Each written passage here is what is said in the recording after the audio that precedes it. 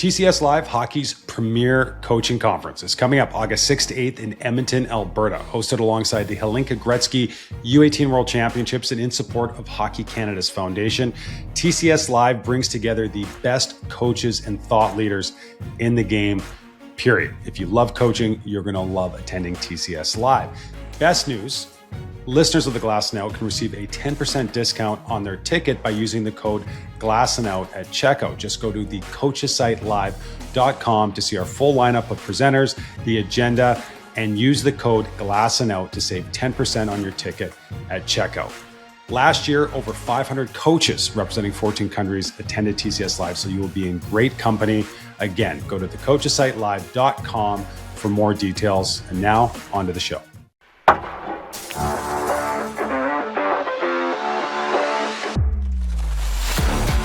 How does one develop a curiosity into sports psychology playing under the Friday night lights in Duluth, Minnesota? Yeah, I tell you,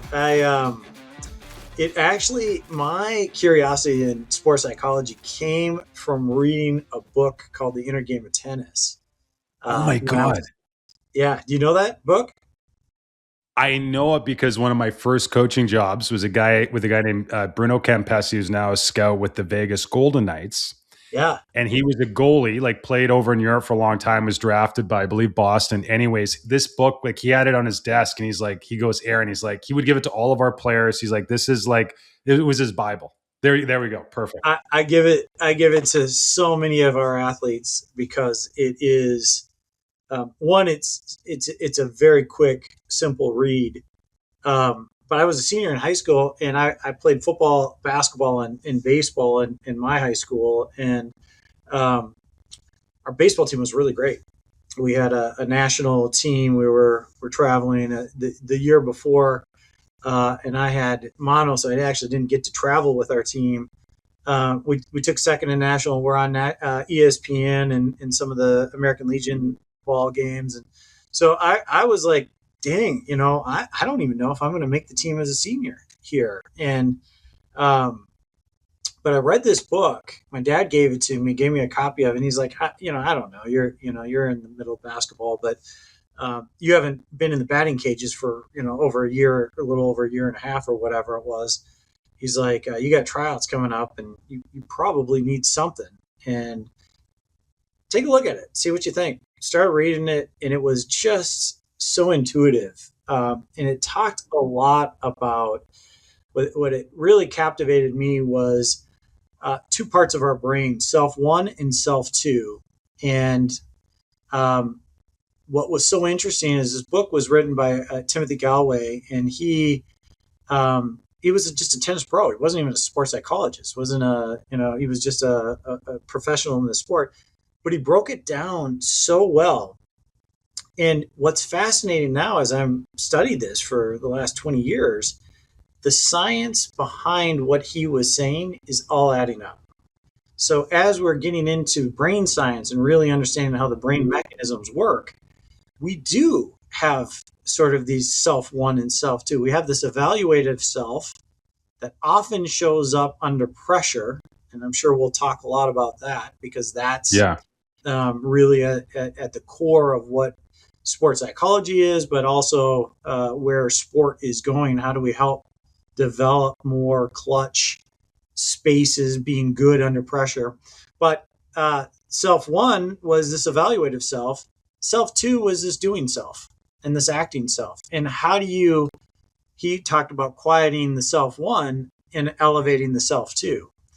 And that really resonated with me. And a lot of that was how we talk to ourselves, routines that we used around that. And it got me fascinated.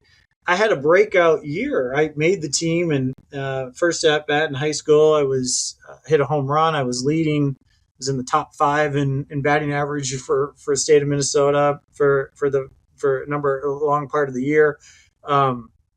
It was a game changer. And I was like, why are we not training this? How come this is not a part of the curriculum that we're teaching to young athletes? And it was simple enough where anybody could grab it, but it was effective. it was really effective at the right spaces and the right time. So but this was back in 1994, and so this was way before sports psychology had really kind of entered its profession. I went off to college, played football in college. I was interested in psychology because of that, but didn't know about sports psychology or anything around that. Um, but I ended up having a professor that sort of took me under his wing. He asked a question in class, and I was sitting in the back of the class, kind of like an athlete, not fully paying attention, probably talking to somebody that I thought was cute next to me, and he called me out, sort of, I think, to try to embarrass me a little bit in class and Yeah. maybe quiet me down or make me pay more attention. But I knew the answer, and he called me up after. He's like, "Stay after. I'd like to talk to you." And I thought I was going to get yelled at. And he was like, "How'd you know that answer?" I was like, "Well, I was reading ahead. I was fascinated in this concept, and so I read ahead in the chapters to dive into it." And he's like, "That really surprises me. You're the guy in the back of the room with the hat on and the sweatshirt, and you act like you're not paying attention." And it was true. That was how it was. I was like, "Oh, I couldn't be further from the truth. I really am fascinated with this." And he's like, "Well, what do you want to do?" And I'm like, I don't know. I really don't know what I want to do. I like psychology. This is fascinating to me, but I don't know what a career. And was this a psychology course or something related to Yeah, that? it was. Yeah. I think it was a principles of persuasion or some type of psychology course. Um, yeah, psycho advertising. I don't know. It was something really interesting, but he was a great teacher. He was an old German, high German accent, and he was fascinating. But he said, "You know what? Come see me tomorrow. I'm going to have some things for you." And I went to his office hours the next day, and he gave me the art of motorcycle maintenance, or the Zen of motorcycle maintenance, Yes. another book. And he's like, "I want you to read this and tell me what you think." And I read it, and I actually read it in just one night. I was fascinated with it. So I was like, it was another quick read, and read it. And he came back to me and he says, because I went to him the next day and said, "Yeah, I read it. It was good." Um, he's like, "Well, wait, you are interested in this." He's like, "Let's do independent studies." So he started giving me credits for some of the books that I was reading. He just kept peppering me with different books. Yeah, just a really great guy, and really, saw somebody that was, I think, interested in the field. And then he helped me figure out what the field was. And he did some research and said, "It's emerging. Sports psychology is a thing. Have you ever thought about that?" And I was like, "No, I didn't know that was a thing." And he helped me find graduate programs. I was, I think, a sophomore or junior at that time. So we started looking into graduate programs. And found a number of programs that had master's and doctoral level that were starting to dive into the science of sport and performance psychology. And were they sports specific, or was there just sort of, were they just sort of scratching the surface, or could you get a diploma or a piece of paper that said, "Hey, I'm a expert in sports psychology" at that time? There were several that were sports specific, but what was fascinating as I got into it is there were a couple of different tracks. Some tracks were more in the kinesiology side, meaning the study of human physiology and how the mind body Sure. connection worked. And that was more research based. But there were a few that were into what I was interested in, which was the application of that research with athletes. And one of those was Boston University. And under Lynn Zykowski was the director at the time. And he's kind of a guru in this field. He's been president of the Applied Association for Applied Sports Psychology, ASP. He worked with the Bruins, the Celtics, Boston University hockey for a number of years. Really, really great guy. Vancouver Canucks, Pittsburgh Penguins. I think he's still in a consulting arrangement with them. So he was my mentor for a number of years, and great Boston guy, Northeast guy, loved sports psychology. And he taught me the ropes. And he said, if you want to be applied in this, it's like, go back and get your counseling psychology degree in doctorate in counseling psychology, because you'll be able to do both mental health and wellness and this developmental performance psychology component. And at the time, he knew that the NCAA was going to start to really promote mental health in college athletics. So he's like, you're going to find more opportunities that way. Well, I think that was one of my questions, and I think, and I'll get to an example. Linus Ullmark's the goalie for the Ottawa Senators. And so as recently as today, so he took a leave of absence earlier this year. He's 32 years old. He's been in the league in a long time. He's had success. He took a leave of absence, and he's come out publicly today in an interview where he said, I'm still struggling. I try and put myself in his shoes. I'm like, man, just the fact that he's willing to vocalize that, just knowing what the culture is like in the NHL, and I'm sure it's similar in most professional sporting arenas. But where does sports psychology begin, and where does mental health end?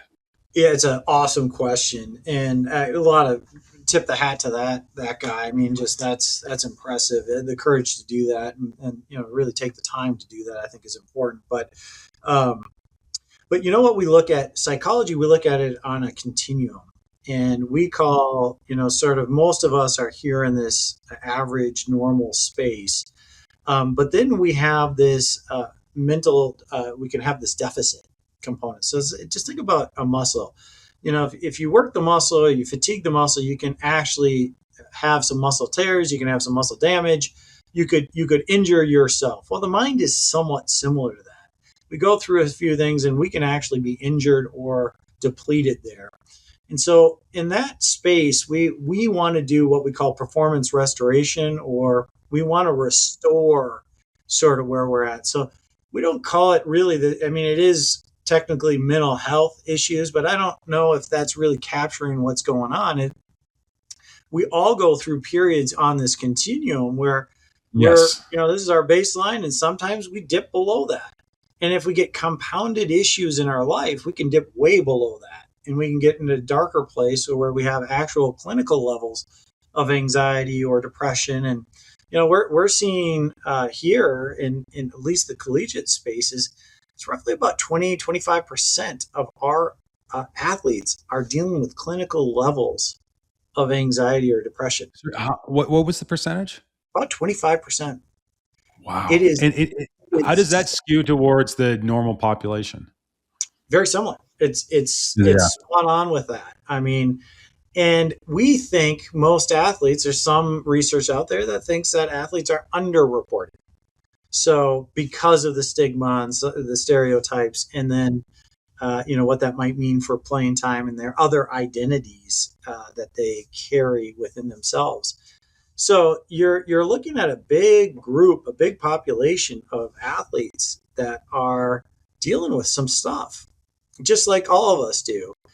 And with those athletes, and this is why the NCAA came out early on, because they were doing a lot of research on athletic wellness, and they found in 2006, I was in a ASP conference in Vancouver, and the NCAA came out. Dr. Klossner came up from the NCAA and said, the one area the NCAA is not doing a very good job in supporting student athlete well-being and health is mental health. And so he came out and he shared a lot of the research that they had found. They created a task force. They developed programming. They created best practices. And it became sort of a guiding beaker for a lot of athletic departments, performance, athletic departments, around how to develop this additional support level for their performance groups. Athletic medicine, strength conditioning, nutrition, and then now sports psychology. And so this became now a recommended thing for all Power 5 or Power 4 universities at the time, and Power 5 at the time, I guess. And so we developed those, and at that time we were very close. Personally, our group, Premier Sports Psychology, we hadn't started this yet, but in 2009 we started it, and the University of Minnesota hired us based off of that research in those recommendations from the NCAA. And that really kicked off our group. And we got in with the University of Minnesota athletic department, worked with all their athletes, all their teams, both from a mental restoration, sort of the mental health side. And then on the other side of the continuum is this thriving component. So it's, how do I get myself back to normal? And then how do I thrive from there? And that's more of this performance psychology side, where how do we optimize our mindsets and keep ourselves from getting into the deficit spaces. So, and again, so I just want to be clear. So this conference you go to in Vancouver is in 2006. Yeah. And so just recently, the NFL mandated that every NFL team needs to have a full-time person who's overseeing, and I believe the designation they gave it was not sports psychology, but they needed a mental health professional on the team staff. The chasm between 2006 and now just seems enormous given the volume of information that we have access to. And I would say just from, if you take all the data aside, I think just as most of us anyways, as human beings can recognize that if we're having a really shitty time with our mental health and we're dealing with some stuff, it's probably unreasonable we're going to step into a sporting arena or just our daily lives, whatever that is, and be able just to flick a switch and perform well. I'd be curious, why do you think we're maybe we're slow to adopt what would appear to be a reasonable expectation for people who are competing at the level they are? Yeah, that is the question. But as being in this for 20 years and seeing how sport works, and also understanding just human beings, we're in a space where we're trying to perform, and we're around so much data and so many metrics that can capture everything from how many feet we run or skate, or any of that on a daily basis, to spin rates in baseball. And you get so much data on all these different parts. In the mind, very difficult to grab that data. And we're still trying to figure out how to do that. Now, I think the last 10 years, which is why we're starting to see an increase in services like ours, we're starting to see it. I mean, the science is starting to show itself. But it's slow to adopt. I think we all knew it was there. We just couldn't prove it. And then I think the other part is most athletes didn't want to admit it because it could be detrimental to their opportunity. And so there was a stigma. I'm not going to share this because if I share it, it could impact who I want to become. Yeah. And then, it actually compounds the mental health issue. So if I'm not being who I want to be and my identity is tied to being an athlete, and then that gets taken away because I'm not mentally healthy, now I am taking away some things that really gave me some buoyancy in this space and got me to a healthier level. And it's what we see with injuries. You get a ACL tear, and all of a sudden, these athletes go through a pretty difficult time because their identities are shot. It's shaken their identities in terms of, I'm no longer a part of the team. I'm no longer the guy. I'm no longer in the media. I'm not in the front and center. Who am I? And I'm not traveling with the team. I'm not around that. And so we see higher levels of depression and anxiety through those athletes. And it's a shake to the identity. And that's the part that can hit us. And that's why a lot of athletes don't do it. What I am so impressed with is those athletes that do now and share where they're at, because it's opening the door and it's allowing others to say, you know what, this is actually a thing, just like an injury. And I can do something about it and I can get better. And then when I return, I can thrive. Totally. And I'm curious, when you talk about that athlete identity, I think that, we certainly on one hand, we see the results at the end of careers where athletes have to transition into quote unquote civilian life. And that can be really challenging. And I think just the statistics around like the divorce rate and mental health issues, et cetera, are there. But I look at it, I've got I've got a 7-year-old, and he really loves sports. And if you asked him, he would say like, "I'm a hockey player." But he also loves art. He loves being in nature and playing and all these things. And so he's a little boy. He's a little boy.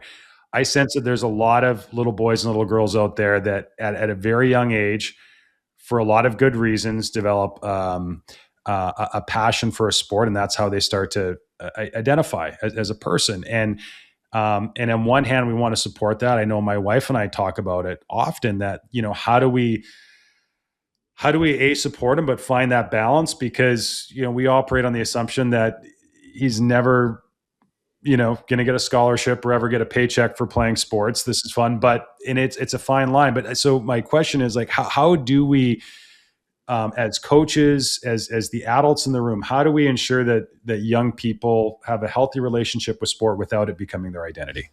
It's an awesome point, and I think how you and your wife are approaching that is really spot on. It's actually a big piece of the book that we're releasing in June 16th, Intentional Attention. And in that book, we talk about athletic identity, or just identity, and how that impacts our wellness and ultimately our performance. I've worked with a lot of NFL quarterbacks over my career. That played quarterback myself, and so I've worked with a lot of them. What's so fascinating about it is they all identify first, I'm a quarterback. That's who I am. Yeah. That's what I do. And what's so interesting, if we identify solely as the athlete, as the quarterback, when that performance drops, the human brain associates that with, I am now ceasing to exist. So if this is who I am, and that is not going well or not good or potentially failing, I'm done. And so the subconscious brain really starts to rev that up in terms of anxiety, in terms of fear, Yeah. in terms of, and it starts to really drive a lot of subconscious attention towards results. And what that ends up doing is it gets people caught in this threat loop that is not healthy. And we call it the threat response. And it's really a mechanism that is just there to protect us as human beings. The brain is trying to protect us from a fall out of that identity. But the way we can develop, or the way we can get through this proactively, is, I think, what you and your wife are thinking about is, how do we find a balance? And I was working with an Olympic swimmer a number of years ago, and this topic came up. He was bringing up his identity. He's like, "No, I'm a swimmer," and I was like, "That's great," and I love that you're swimming and you identify as that. But he was living and dying after every race. And Yeah. as he reported, he said, I actually found just relief when I did what I thought I could do. And then everything else was just horrific. So it was just Yeah. relief. There was no more joy in it anymore. But I said, well, what about developing other identities? How do we want to start to add more? It's not taking away that identity, but I can be both a swimmer and I can be a father. I could be a partner. I could be a brother. I could be a friend. I can be a good person. I can be, there's so many things we can start to identify as. And he said, well, if I don't put all my eggs in this basket, I'm not going to be my best.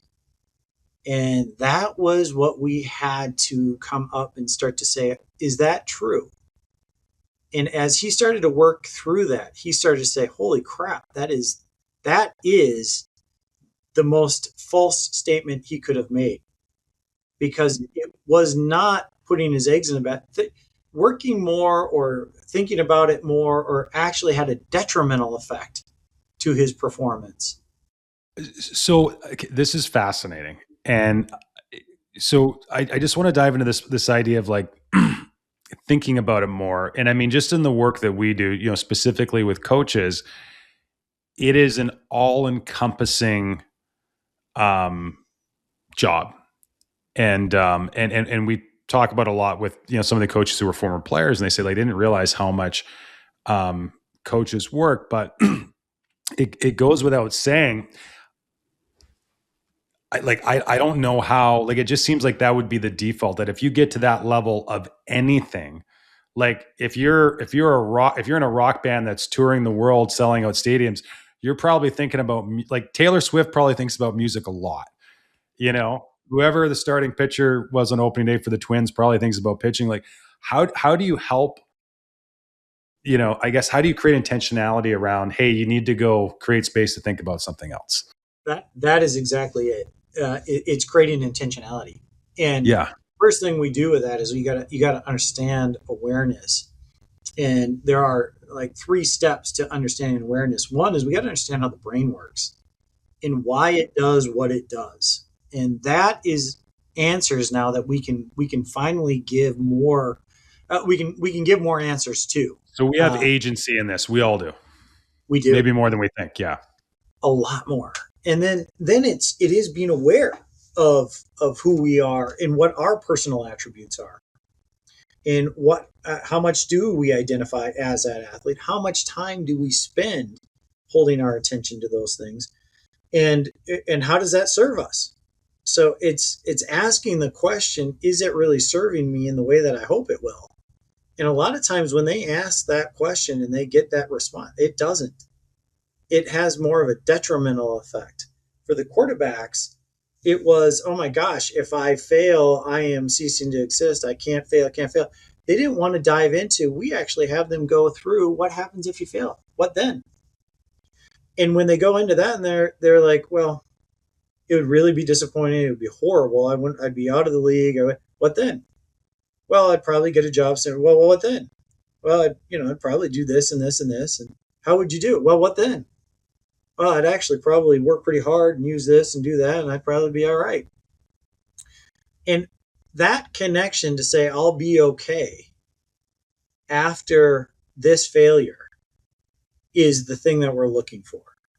And for the swimmer, coming out of what he was going through and recognizing that he would be okay if he developed other identities. In fact, he might find joy in these other identities.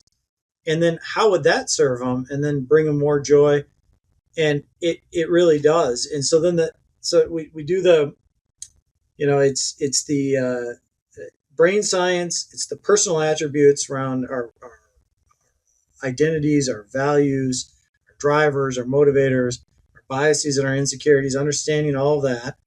And then it's mapping our attention. How does it serve me? Where does it go? And is it working or is it not working? And then after they go through that awareness exercise, you start to see, holy cow, I'm spending so much attention on these things and they're not serving me. And then we got to get intentional about what to put it to. So that's step 2, is figuring out what to do. I want to dive into that. I just want to share a story that I haven't thought about this forever, but it's a conversation. I won't say the coach's name, but it's a Stanley Cup champion head coach. And he shared with me once, this was just in passing, we were walking to an event, and he shared that on the road, he was really into reading nonfiction books. And it was sort of, he's like, I just need a place to go. He goes, that's kind of my thing. Because I think I was asking him, like, what's your favorite city on the road? Like, what? He's like, my favorite, I just like to go in my room and I like to just read and just, separate himself. And again, I haven't thought about that until you were bringing this up. And I'm like, that was probably, whether it was intentional or not, his way of maybe doing what you described. But going into the matter of attention, Justin, so you spoke at our event that we did with the Minnesota Wild back in September. And, after that talk, I made a comment to somebody. I said, up until this morning, I was always under the impression that the most valuable commodity that we have is time. I said, but I might be convinced now that it's attention. And I never really considered it as a thing that you could allocate and maneuver. But I think you really painted a picture of that. This is something that, whether we like it or not, we're in a constant process of choosing where we focus our attention. It is. And we're seeing it not only as maybe one of the most valuable resources that you have agency over it, where time we may not. That's out of Yeah. our control, how much time we actually have. But what we do with our attention within that time is up to us. And what's so fascinating about it for us as we dove into it with our athletes and then leaders and coaches and administrators and general managers and everyone that we work with is that when we start to talk about attention being the skill that you have agency over and it impacts thoughts, emotions, physiology, and ultimately your behaviors. And if we get really good, we tie our attention to behaviors that are impactful to us and lead us closer to where we want to go.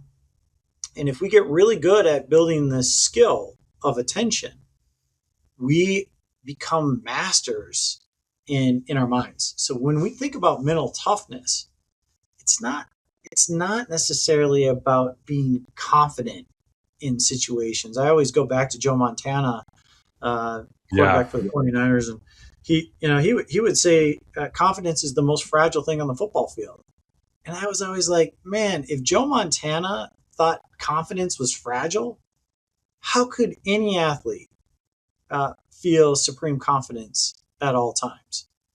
And he was a four-time Super Bowl champion, three-time Super Bowl MVP. I mean, he was the best until Brady came through in that sport and in that position.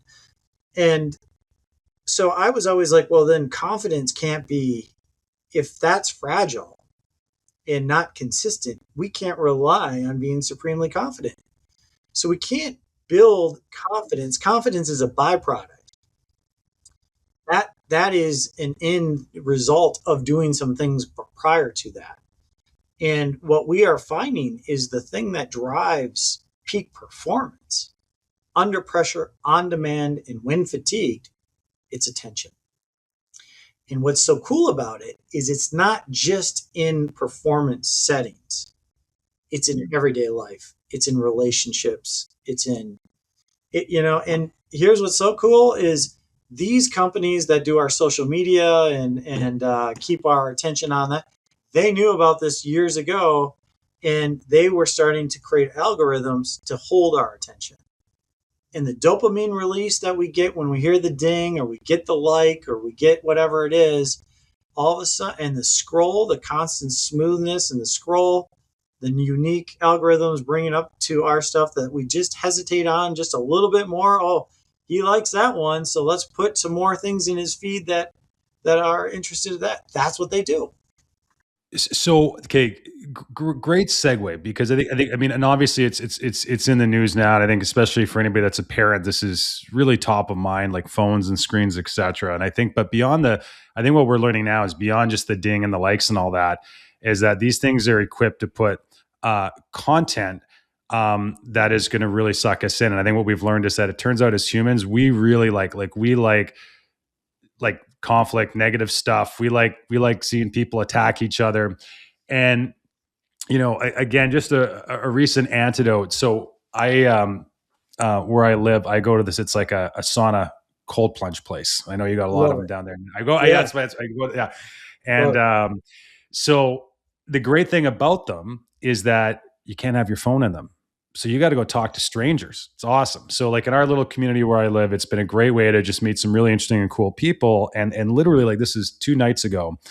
We're in there at night, and there's like probably some like early 30 something. There's a whole group of them. And somehow we're all just chatting, and somehow one of them brings up, he's from Alberta, and he talks about how his dad rode saddle bronc in rodeo. So in Calgary, he said, like, yeah, I think somebody mentioned they wanted to go to the Calgary Stampede. He's like, I went to the Stampede as a kid because my dad rode.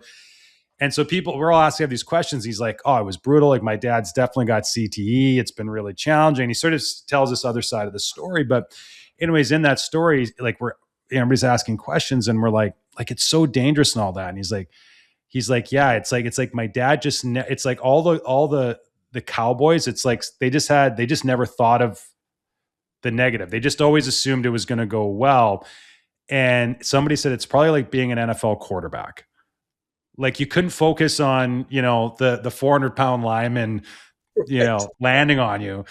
You could only focus on the end results. And I think it just like that takes a really special breed. So my question would be this, like with everything you just said, like if you're working with an athlete, whether it's an NFL quarterback or anybody that's a high performance, and they're saying, hey, like Justin, like I don't know how to stop thinking about the worst case scenario. How might you divert their attention into something positive or just maybe different to help them break that cycle? Yeah, it's a really good one. I mean, I think first and foremost, the human mind, to your point, wants to go to the negative Yeah. first. Yeah. And the brain science behind that is it's around survival. So it's all protection. So it wants to Interesting. go, it wants to, I mean, the first filter the human brain uses is protection. It is survival. So that's why we're attracted. I mean, fast movement. We'll see that. I always use when I do presentations. I'll say, hey, right now you're using your eyes and ears, hopefully to focus on me. But if something crawled across your right foot, you would immediately have a huge level of attention and probably a spike in cortisol right across your foot because you don't know if that's a spider, a snake, some type of thing that could harm you that is now on your foot. So it is amazing at how quick our brains are wired, and this is where our attentional management systems are wired to go to threat. And so threat captures our attention. And here's what's so fascinating is under pressure, it goes there doubly quick. Interesting.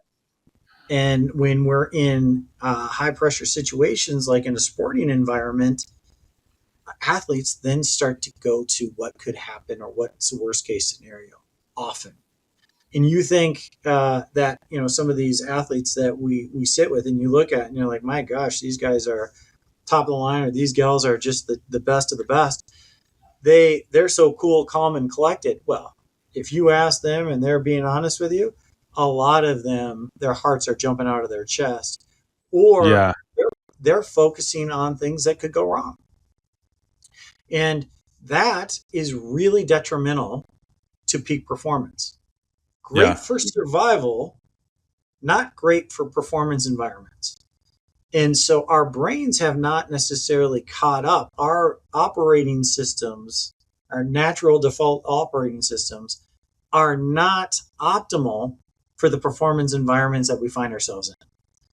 And yet most of us don't understand those mechanisms of what's happening internally for us. So that's where this awareness piece really comes into play. But then the second thing is we don't know what to do if it does kick in. And so now that's the thing that you're asking, which is what do you do? Well, first we got to educate and help them understand what is going on and why it's going on. And then the second thing we do is I really want to understand their context. So I was working with a Major League Baseball pitcher, and he was like, and this was last offseason in the playoffs, and he's like, hey, do the NFL quarterbacks do they get as nervous as I'm feeling the day before I have to start? And I'm like, yes, they do. He's like, oh, they sure don't look like it. And my heart right now, just thinking about tomorrow, is bouncing out of my chest. I said, well, let's map what you're attending to right now. Let's chart it. Let's take a look. And he was getting out of the mound and he was thinking about, well, what if I let my team down? My city is going to be let down. My team's going to be let down. Who am I going to be if that doesn't happen? And I said, whoa, let's take a look at how far out you are. And the example that I often give is, let's just use this example. If I asked you to walk across a beam on the floor, like a gymnastics balance beam, could you walk across that? He's like, yeah, I could walk across that, no problem. I said, okay, you're an athlete. No, you don't think you'd fall off of that? Nah, hell no. No, I could hit it. Cool. Now let me raise that thing up 20 feet. Could you walk across that? Oh, hell no. I don't know. Why? The skill is the same. What are you doing different? I'm thinking about what happens if I fall. Yeah. And I said, well, let's get a little bit more surgical, a little more precise with it. What's your attention doing there? Because when I'm thinking about it, we have a little less control over our thoughts. We have a lot more control over what we're attending to. If the thought's going to pop up that, yeah, I could fall, but is my attention going to that thought? So that's the thing that is, I think, the differentiator now. And what we're finding with intentional attention is that, yes, these thoughts are going to come. These thoughts of falling, these thoughts of failure and all those things, yes, they're going to be there. The question becomes is, am I going to put my attention on them? Something I can control. But if I know they're there, but I also know the alternative is I can put one foot in front of the other, just like I did when the balance beam was on the floor. And it's what great golfers do. Think about golfers. You come up to the water hole and there's water all on the right. Yeah. Us novices are like, oh, damn, I don't want to hit them. I don't want to. Yeah. Don't get me started, Justin. I don't want my buddies to get, jump on me on that. So all we're doing is just our attention is getting yanked to the threat. But if we get really good awareness, yes, that's going to be in our thought process. And I have agency if I can practice this, and this is a skill, I got to learn it, I can still hit my target. And now it's thinking about the target. Yeah, oh, that popped back in. There's the water, and back to the target. Breath, target, here I am. I'm going to swing through, sweep to the target, and my target is the last thing I'm thinking about. And I guarantee you, those that hold their attention there, far more success and consistency in success than those that don't. So, this is fascinating. So would that be, as you say that, I guess the dots that maybe I'm connecting, we all talk about athletes having routines and the importance of routines. Is that effectively part of it, that it's not just, because I think when we think mental health, we think it's like these things that can't be articulated that happen within our ears. But what you just talked about there, that I stand up for the shot, I look where I'm going, I take a deep breath. Like, I'm just like, to your point, this can be practiced when the beam's on the ground, so that it's just, you don't even realize, you don't even have to focus on where your attention's going. It just naturally happens. That is it. And what we're finding is routines create a bias in the brain. Love that. And that's what Atomic Habits, and there's a lot of other books out there that talk about this. But what we're finding is that the brain, when it's getting in pressure situations, ultimately comes into cognitive overload, because it is starting to scan for so many different things. We feel our physiology is rising, so our stress level and our cortisol levels are rising. The brain is in fast-paced overload, scanning. What's the threat, both internally and externally? And when it scans for it, it starts to find things that are wrong. And so it will naturally, our default is to naturally say, oh, there it is. And oh, here we go again. Or that's what happens when I do this.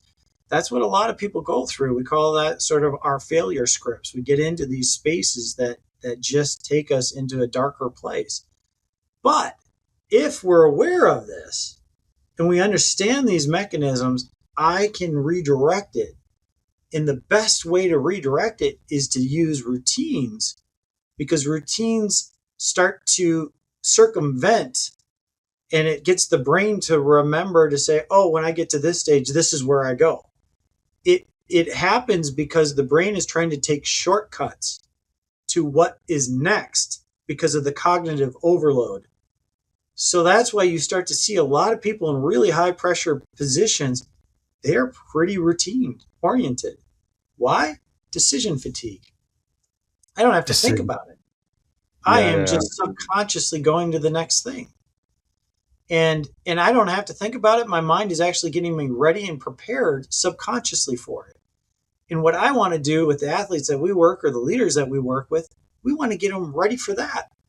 We want their default operating system to start to go to constructive things versus these things that the natural operating system will take us to. So the default, it becomes something more constructive versus destructive.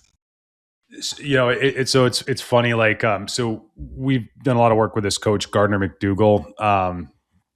My money would be on he's going to be the head coach of our World Junior team next year. But he had an unbelievable run at the University of New Brunswick. He's the head coach of Moncton now. And if you there's only one Gardner McDougall in the world, and he is the most energetic, optimistic. Like you can't be within 10 feet of him and not feel just awesome.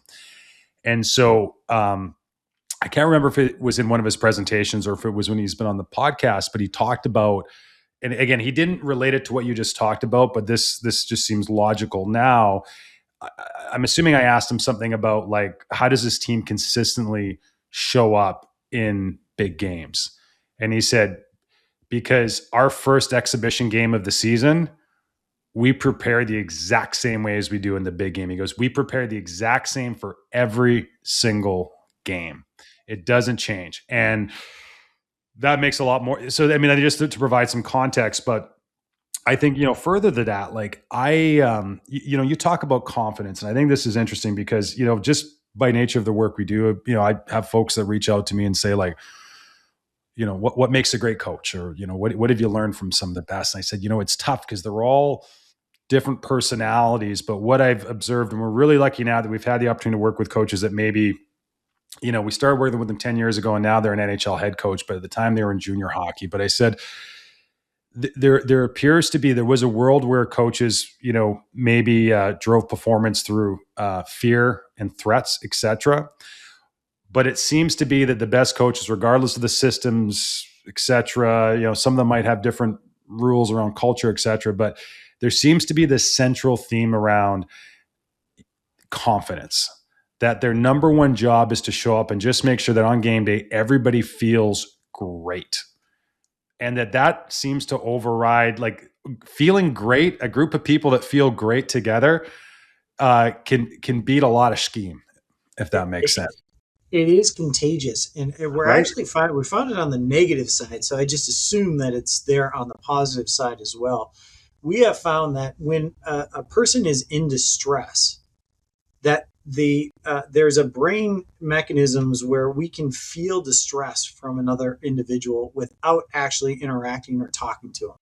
You can just be in the room and just feel the tension of that individual.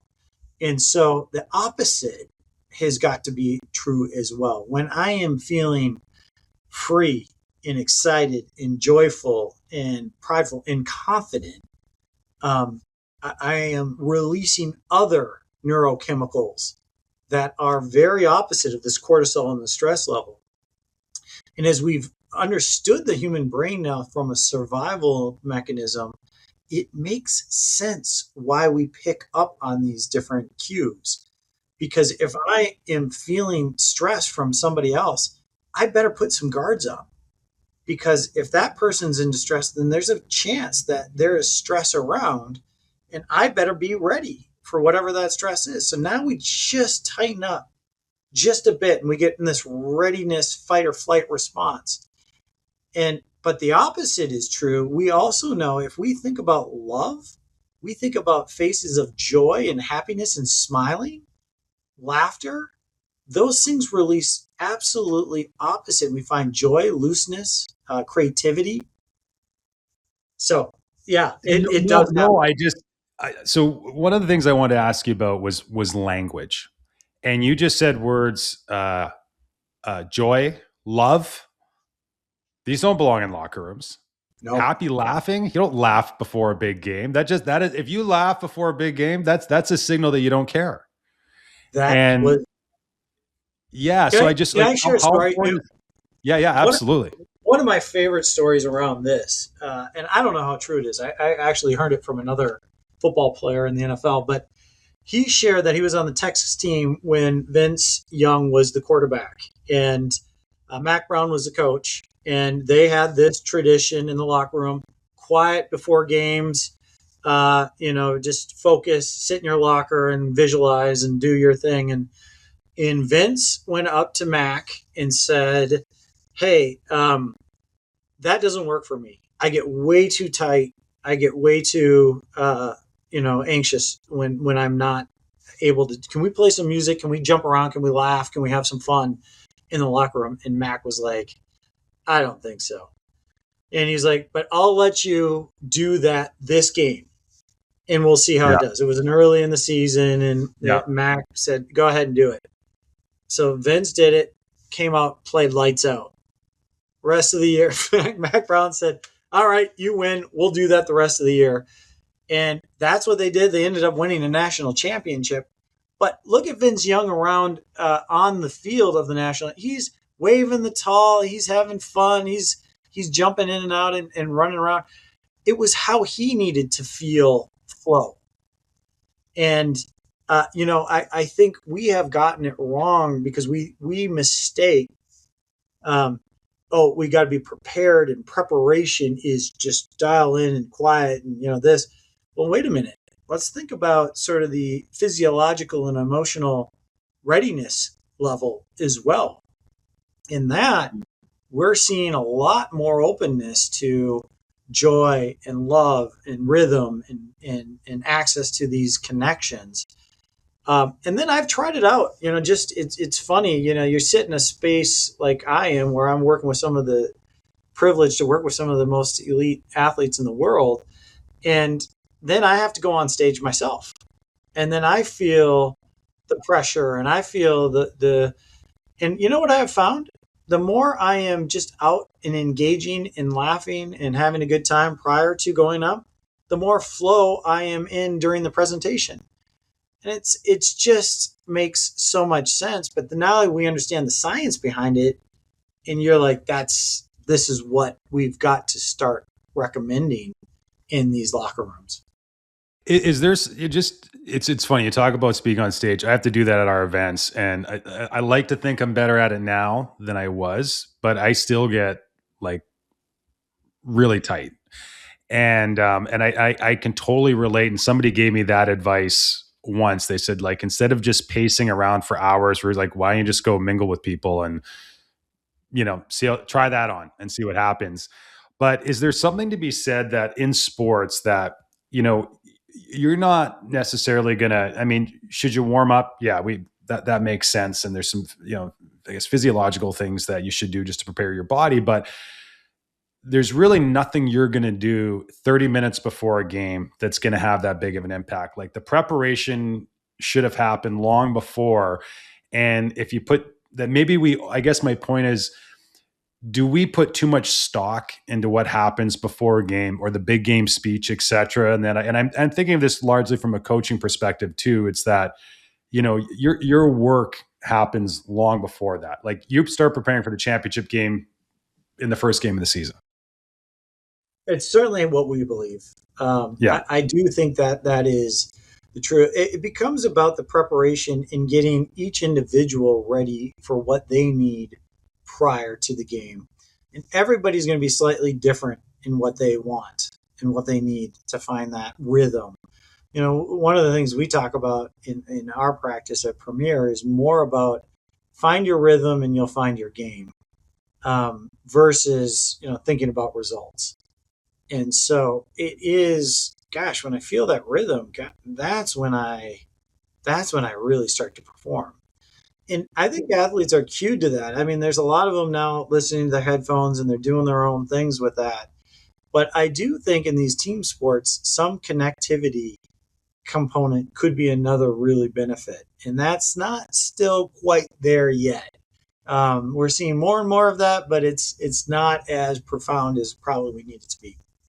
There's a friend locally here, Ray. He's really prominent in the Canadian tech scene, spends a lot of time down south in Silicon Valley, and he has a really popular tech podcast. And he had somebody on the other day. I haven't dove into it, but I heard a clip on social. But it was a gentleman. I think he's the head of Alphabet at Google.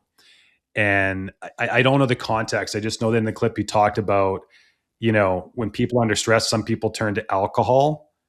And he was making a case that music could have the similar ability to, I think he used the word distract, but to take pressure off people, and that we just assume that it's, you're under stress, you have a long day, you go have a beer or whatever. But he said, like, music, and point being that there seems to be I think you said it well. Like it's really that self-awareness, knowing yourself and what's gonna, what's the positive thing you can do that's gonna put you in a positive or confident frame of mind.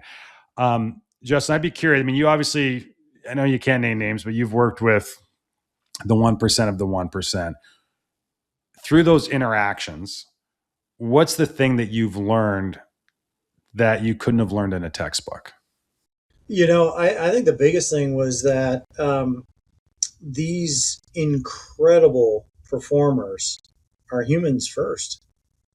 And some of the things that I always would put these people on pedestals, um, Yeah. they are dealing with the things that I think you and I deal with. And when you sit down and they're vulnerable with you, they really open up and say, this is the thing that is my Achilles heel. And we all have it. And what the thing that I get them more credit for than most of the population is they address it. They name it, they're honest about it. The best of the best. Here's what's so interesting. There's so many at this pro level that don't name it, that will never share it. And I see they hit the ceiling. It's the ones that are there and then do this. Holy cow, it's impressive. And for them to come out, whether these are all stars, these are Hall of Famers, these are people that are, you'd sit down and you're like, I want that person to marry my daughter, because they're honest, they're getting through what they're getting through, and they're naming it.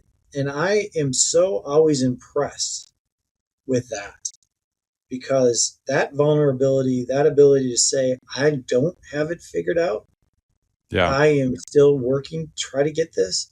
I'm like, you've got the highest stats in your category. You're one of the top 3 in the world at doing what you do. And you're saying this to me right now? I mean, it is that kind of thing. And what that tells me is they have a value of this true growth mindset. Yeah. I mean, they really truly adopt it, and they go after it. And it's not just saying it, it is doing something about it. And that's when they seek us out. When you're working with an athlete, because you talk about a growth mindset, and if an athlete tears their ACL, they go get surgery, they do their rehab, but presumably there's a point where they're like, okay, you're back on the field, it's healed. And I think we learned a lot watching Ted Lasso. Like I think that was really a good, a great example of pop culture, maybe shining a spotlight on something and allowing everybody to take it in a fun and funny way. But I sense the work you do. You're not administering band-aids. You're giving people tools, but I think for anybody, I mean, I think you and I are about the same vintage, that as soon as you think you climb one mountain, then life throws a bigger one at you. How do you work with athletes, I guess, on a continuous basis and or teams to help them develop that growth mindset, but can you taking steps in the mental side of their performance? I appreciate you saying that, Aaron. I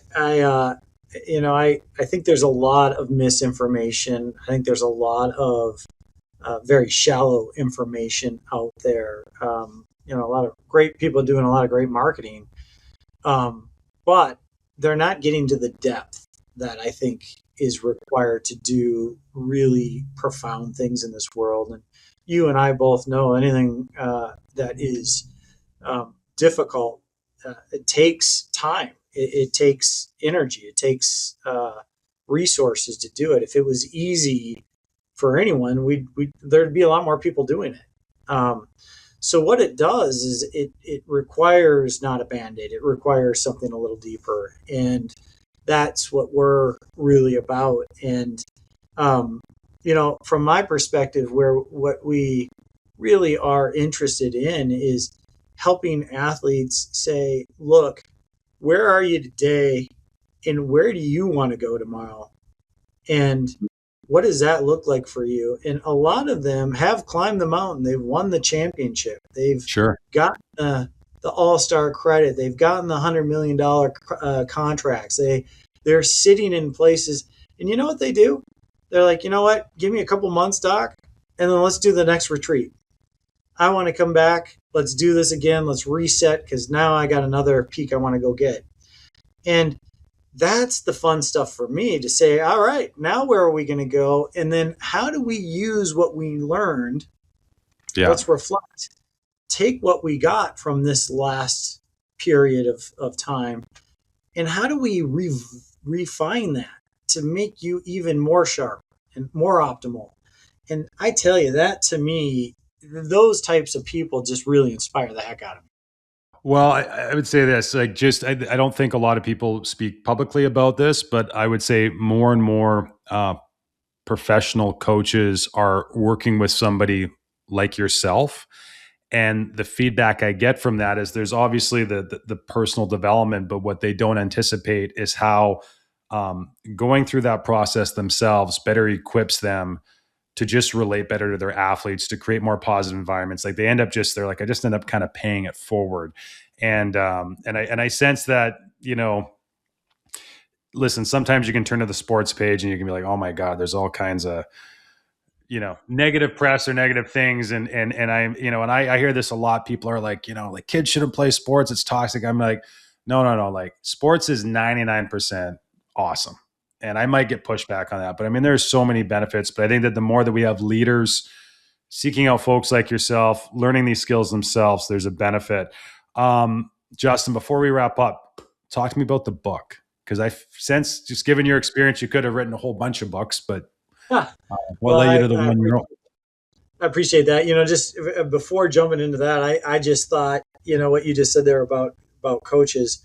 One of the things I think has been most rewarding with the coaches that we've worked with is, them coming back and saying, learning more about some of the attention and what to do and where to put my attention, and how to practice that, has not only helped me engage my athletes a heck of a lot better, but it's helped me create routines for when I walk back through the door at home.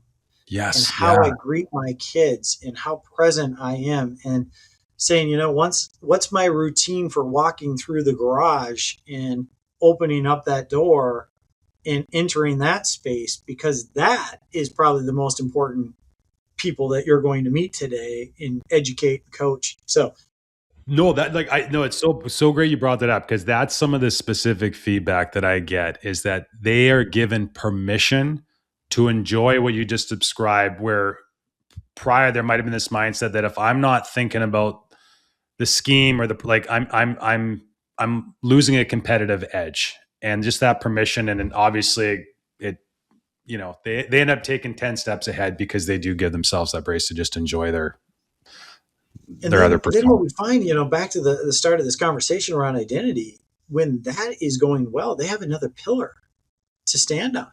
And now the family is solid and they're feeling better and they feel good that they're there, and they feel good about how they interacted there.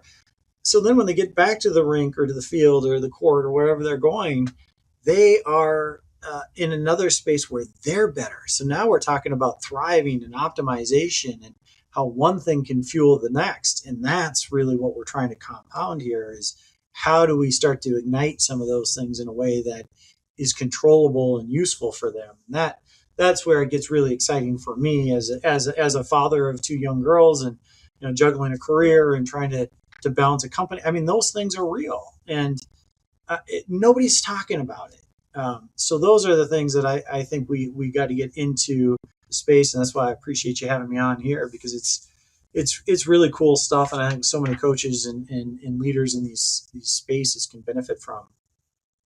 But yeah, man, back to the book. I appreciate you asking about that.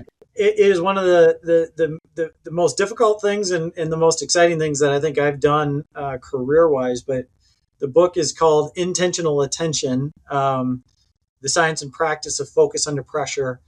And it really, it took a long time to write, but it was a lot of, I wanted to make sure I was bringing in science first.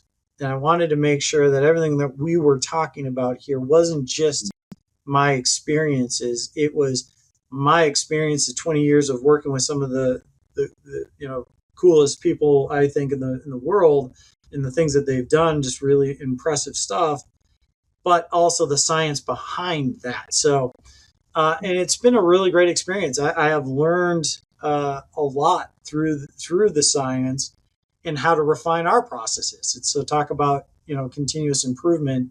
Um, we were doing things and it was like, oh, let's do this a little differently, or let's add this component, and it would be better. But really, we come up with the book is really three parts, and the first part is the brain science. It talks a lot about what we talked about at the beginning.